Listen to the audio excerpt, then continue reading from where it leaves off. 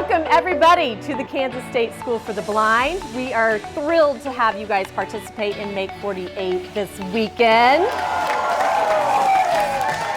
All of the team members are coming from the greater Kansas and Missouri area that are all part of the blind community. The team captains are coming from a few of our team sponsors around the Kansas City, Missouri area, as well as Chicago.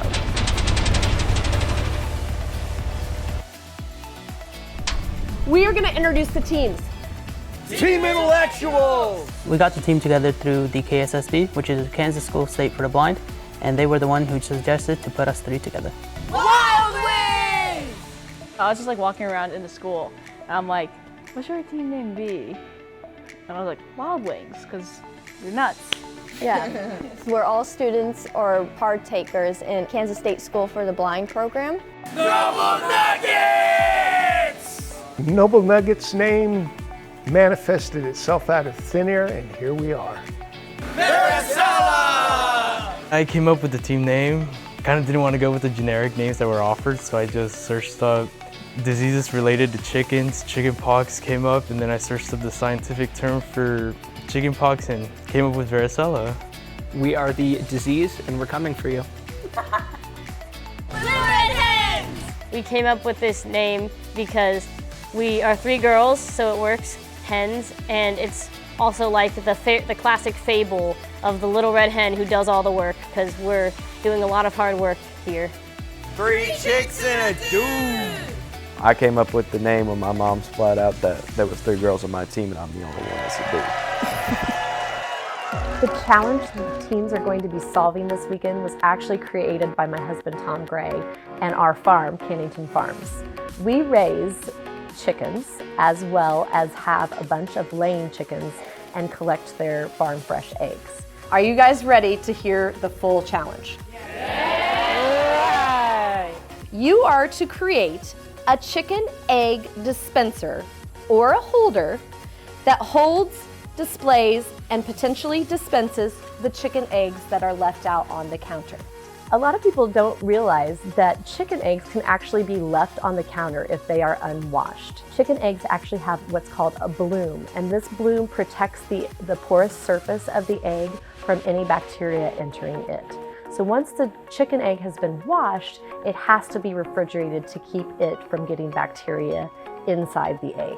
When I call these out, I want you guys to tell me if you think this is a skill that you might be good at and you like to do. Who's super creative? Innovative? Oh, lots of innovators, okay. Those skills are part of every job in the economy. I want you to just give yourself a round of applause that you're already ready. All right, is everyone ready to start this clock and get this competition started? 3, 2, 1.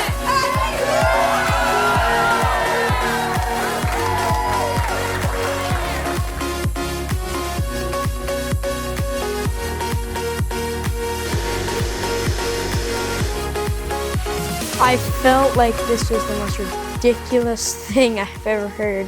I was scared. To tell you the truth, I was scared. Because I was like, I have no idea anything about chickens, eggs. I've not been around chickens. Have like if it's a conveyor or roller system, you have something already, something else moving the belt. It's not just the crank, right? The crank technically can move the belt, and maybe the belt moves instead of these. But it won't want to like go up the helix, right? Like so if you have we got lost on that. I just thought it was a cool idea. I figured physically it could get done. Well, being a city kid, I had no idea about farm fresh eggs and how you keep them, and you keep them out of the refrigerator. I always thought you just buy your eggs at the store and put them in the refrigerator. Your Americans are real lazy. Go to the grocery store and buy your chickens. I know, right? You are so Come on, Patrick, let's start chicken farm. You and me. Hey, that sounds actually kind of interesting. It took a minute to think about, but once you figured it out, it was like, let's roll. We were inspired by like bakery display cases a little bit, like how that works where you can just reach in. Let me try to draw a chicken. I just made like a mutant, like Godzilla height chicken.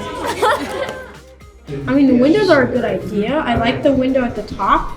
What do you think? And then maybe if you had these, and then but they don't open up. They're just little pieces of plastic. The idea is so simple, but I guess that's what makes it challenging, because what's simple is not always very easy.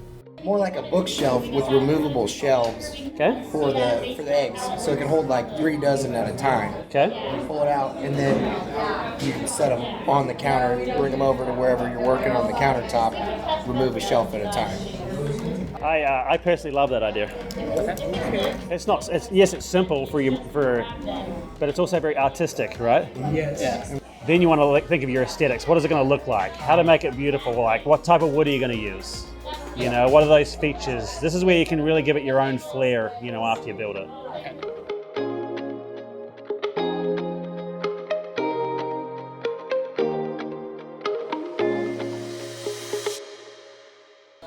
Okay, guys, I want you guys to meet real quick my neighbor. This is Camille. Camille's got a famous rooster. What's the rooster's name? Red Robin? What's the rooster's name? Rue. Rue. He crows in competitions. He crows. And I asked Camille, how does she make it crow? And what did you tell me?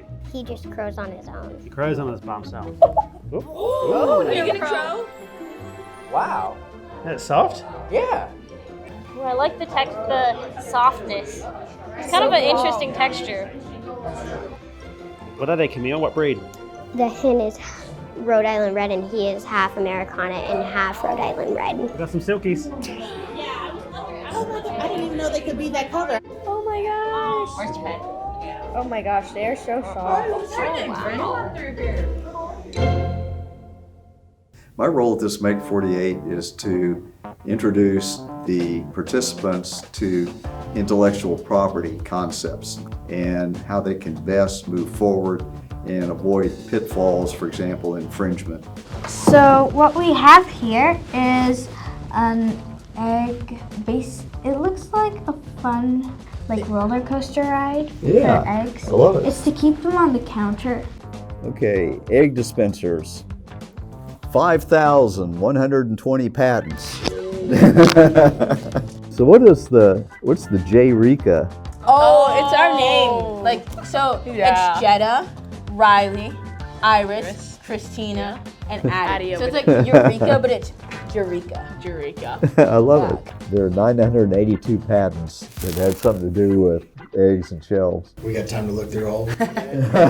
Well, how long you got? Here's a U.S. patent that's expired, which is good news. It's expired. Eggs, I love it. Well, there are two main types of patents. There are what are called utility patents, which cover the functional aspects of an invention. Now, there's also what's called a design patents. They're all about the aesthetics, the appearance. Now, this one could actually go either way. And it'll be a shelf, kind of like the ones that you see, like the bakery cases that are glass and they have the little doors that open up and you can reach inside. You might be able to get a design patent on something like this. Yay, we have a creative idea.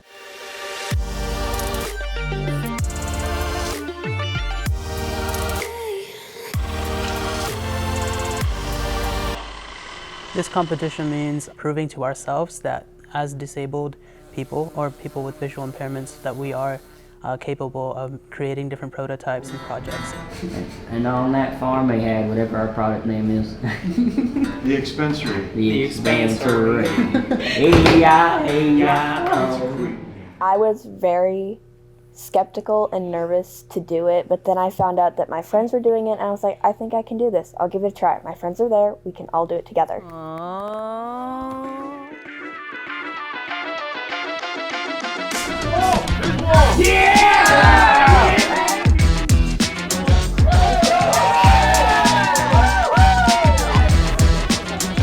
They soak up a lot of stain when you dip them in there, so you have to be careful, but it'll put it on evenly, and then you'll be able to do multiple coats if you want to do multiple coats or anything like that, okay? Okay. Okay, what else is on the list? Small screws. Small screws. Okay, let's go find you some small screws. Oh, I like this drill. I like this standard. Okay, yep, I already know how this works. Okay, cool. So it fits nice in your hand? Yep, okay. Easy to move around. It looks like you can put a hose on it or something. Yeah. Is that okay? Is that the size you need? It's probably pretty small, right? Didn't he say like the small but 2 or long 3? ones? Did they say like 2 or 3? No, he said like 8 inch. 8 inch? Be 25 inches. 25. Okay, so this is 24 inches high, and it's 5 foot long. Oh, okay, then that's easy. So you got plenty. Then yeah, All right, do you guys like this color? Okay. All right, well then we're done. Let's go pay for it. Okay, ready guys? Let's check out. I found this in the this is in the discount aisle over here. This is our mascot, Ace. This is Ace? This is Ace. So Ace is not for sale. Yeah. Ace is not for sale. Well, in that case, I'll put it back to its aisle. Put it back in the aisle. Yeah, It's in the discount aisle.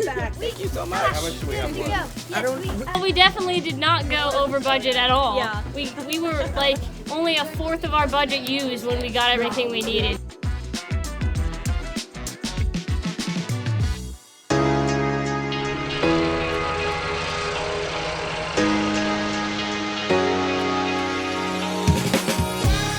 So the makerspace is something that we developed a couple of years ago, and with the idea that all students can create, all students can make, all students can dream, and all students can build if they're given the opportunity. KSSB's Makerspace is a new phenomenon. It's about 2-3 years old and was founded just from the start with a small tech club that students started. So we have a 3D printer, a laser cutter, a sublimation machine, a lot of heat presses. But then we also have a pretty large library of STEM activities, a lot of things that students can jump in, use their hands, use their minds, and create. Start painting! Right now we're staining our wood. We chose a nice dark cherry red color to really make a nice contrast to the hens and the eggs that are going to be in there. Today is day 2. This is when the tool techs are like being pulled 20 different directions. I've been helping with logos and branding. This is just the initial sketch, and I'm kind of flipping and flopping between Photoshop and Illustrator. And working on my iPad as well, just trying to come up with something pretty quickly that they want to have laser engraved on the side of their product. I'm in the metals department, so we had to build one where the eggs actually roll down and dispense.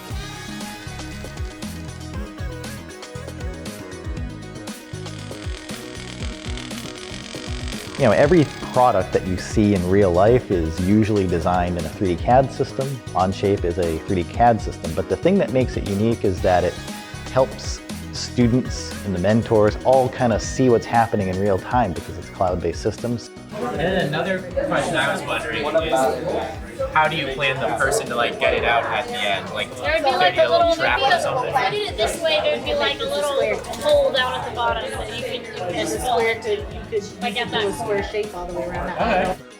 Since, the teams are visually impaired, I think it takes some thought as a tool tech to be like, okay, let me slow down and actually talk through things, explain things better. It's been nice to be able to be like, here, feel this, this is what I'm talking about, this is what I mean. So see how this is this is engraved acrylic, and so I can feel it. Oh wow. So the pattern is engraved in there. Yeah. And then you just put a wash, put a wash of paint in it, so then that way it's a little more. It really hammers forward the point that blind people can do anything, and having blind people in STEM is really important. I actually retired in August 5th of this year. Going into retirement, you're always looking for a different challenge, something to do in that next chapter of life. What greater thing to do than spend 48 hours of your life trying to figure out how to make an egg dispenser with 3 great vision challenged teammates. Jimmy's going to go out right now. He's going to run a motorcycle. Oh, you are! That's so exciting! Is that your first time to run a monster? How are you? No kidding. No.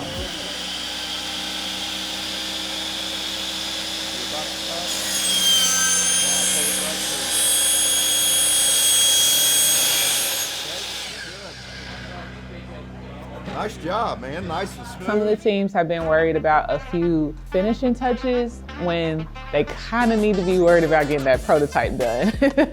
We can't decide on 2 taglines that we like. So we'll shoot. we'll need an opinion. Fire away. So the two we have are the egg barn, a coop in your kitchen, and the egg barn. Let's get cracking. So I like the second, the latter, because it's more energetic, I feel like. So our cost for the material that we're using for this particular one is quite expensive. It's solid hardwood. So it's going to be a little bit different. Something like this would probably be retail for $179. I like the idea of it. I like the chicken wire concept. The you to come in. Yes, I really like that. I wish it wasn't $179. Can I hang this shooter on the wall, or does it have to be on my counter?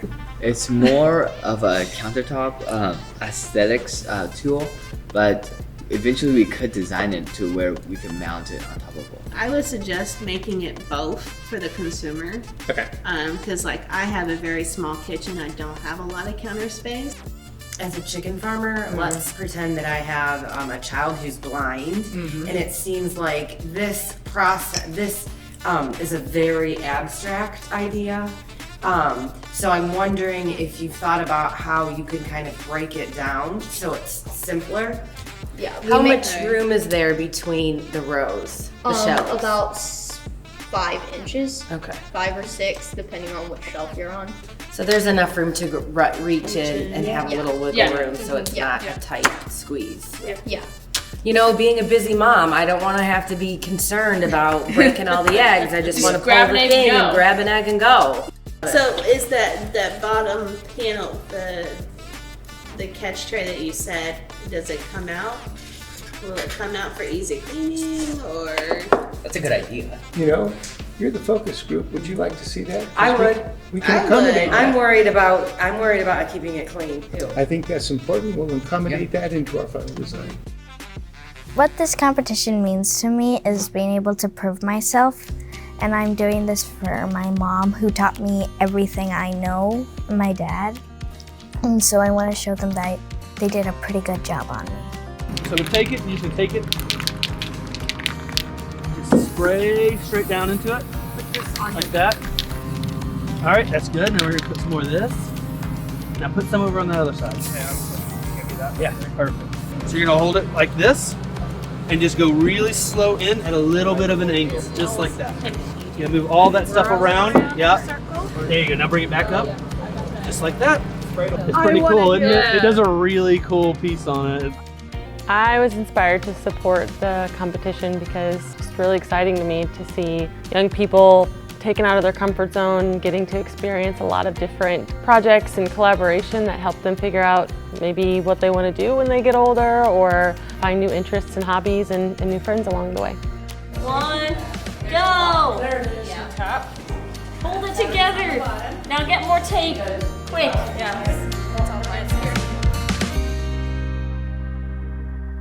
So it's the morning of the last day, and we're working on putting the doors on and putting stuff on the back to mount it, and then we're making it look nice. We have the ramp system that works. Sometimes it does that. We just finished patching all the holes to the 3D printed model of the spiral. Winning to me would mean a lot just because I'm someone that has lost my vision gradually throughout the years, and I've always had this negative connotation around disabilities and visual impairments. This competition will definitely allow me to feel more comfortable not only being within a visually impaired environment, but also being confident within myself.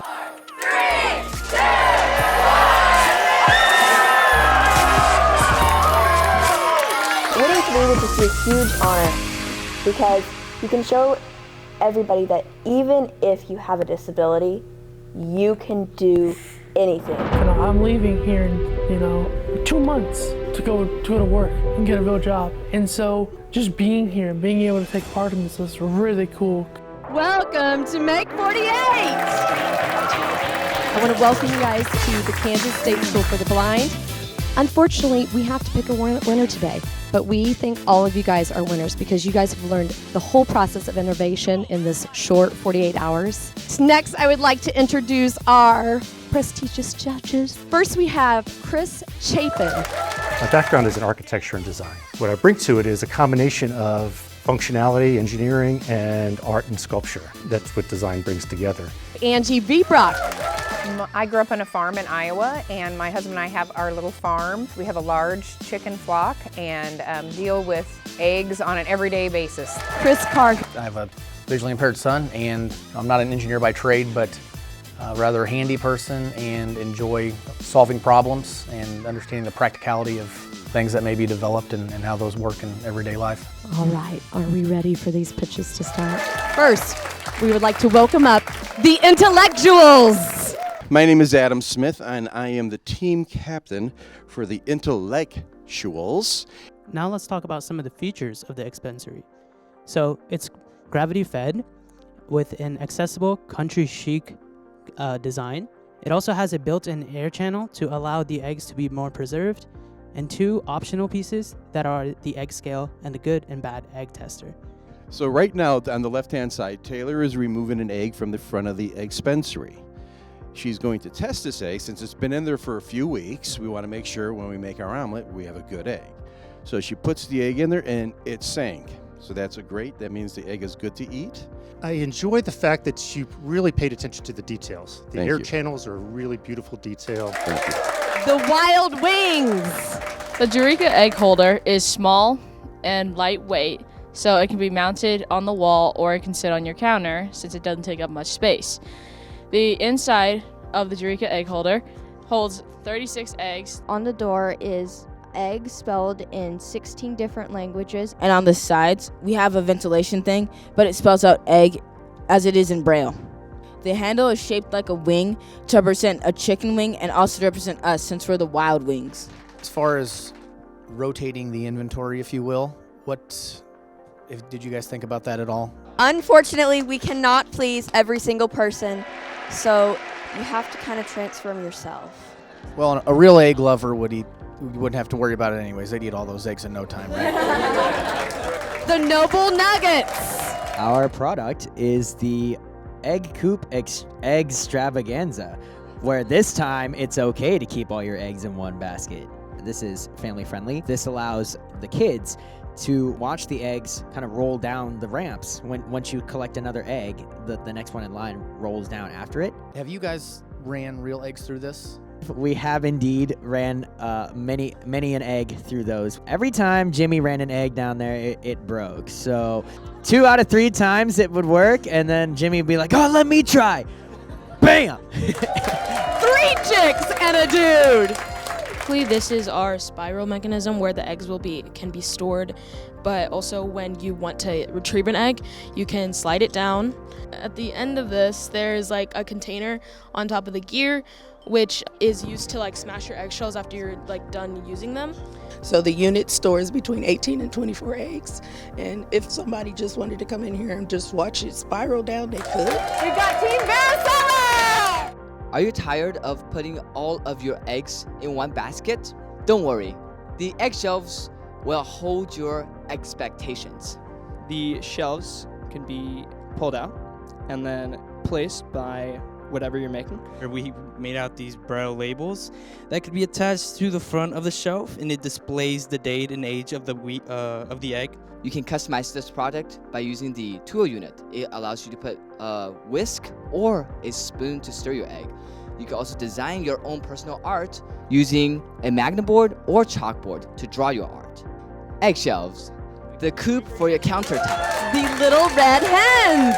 It's shelves in the shape of a chicken coop, and we have 3 shelves that you can remove so you can clean them, and they each hold 2 rows of about 6 depending on the size of your eggs. There are optional doors you can put on the doors. You can also mount it on a wall, put things on the hooks. You can also put storage in the roof. Right now this is just black paint, but if it was a real product, this would be chalkboard paint so that you could write the dates of when you got the eggs. Did you guys put any ventilation in the back of this one? You can either have it just open like this, which would obviously have airflow. As judging, I'm going to be looking for something that is practical, something that will look good in any kitchen.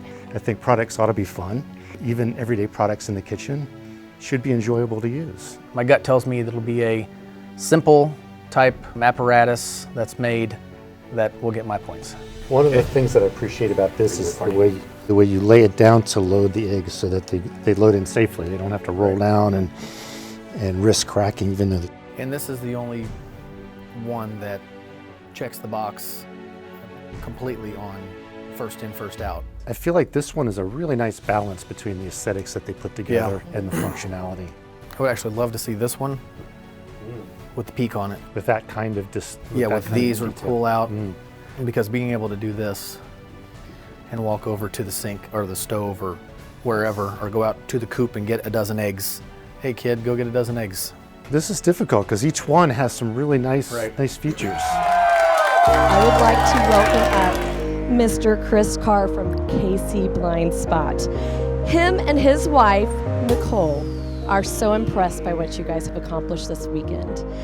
And they would like to do a special gift. So, if you did not place first, those teams will receive $1,000.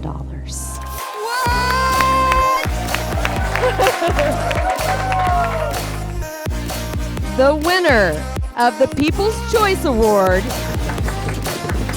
are the Noble Nuggets!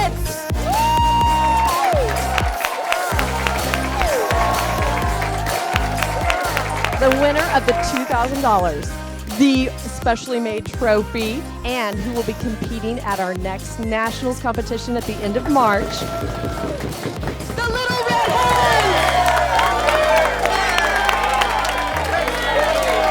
It's just like a rush of adrenaline, and then they said our team name. These young women are a force to be reckoned with. I'm just so super proud and humbled to be a part of.